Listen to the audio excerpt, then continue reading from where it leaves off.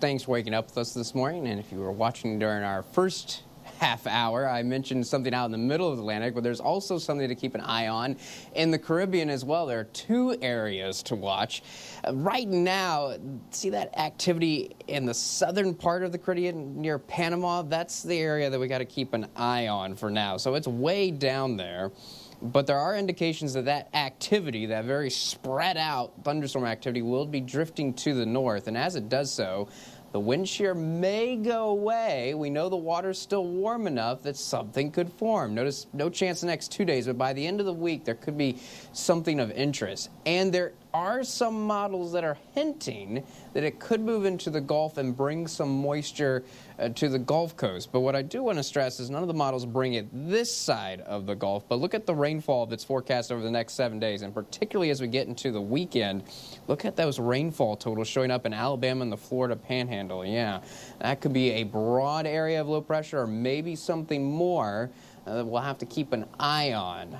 Notice, though, that those bigger rainfall totals certainly stand out over to the east, but over to the west, not nearly as impressive, though look at all the green showing up. So basically, when you see a lot of green over 7 days, that means lots of small rain chances, and that's what we're expecting here in the valley. I'll tell you what, there is technically a rain chance every day for the next 6 days.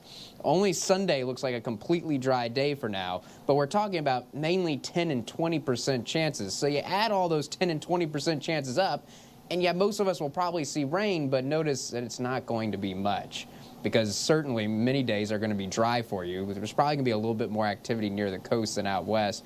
But it looks like most of us are going to be seeing less than a half an inch. I tell you what, a lot of places over the next week, we're probably talking a tenth of an inch, a quarter inch. Maybe if you happen to get a thunderstorm, somebody could see up to an inch of rain, but I do think that's going to be few and far between. But at some point over the next 7 days, you're probably going to get a little bit of rain.